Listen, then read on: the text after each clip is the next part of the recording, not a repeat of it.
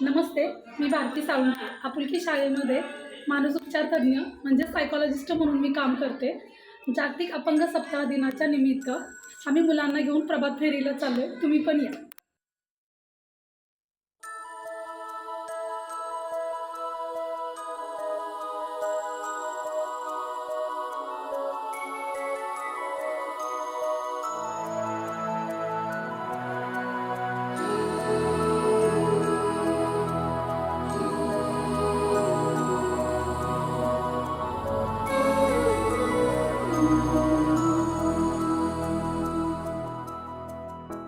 देखो इन्हें, ये है ओस की बूंदे, पत्तों की गोद में आसमां से कूदे, अंगड़ाई ले फिर करवट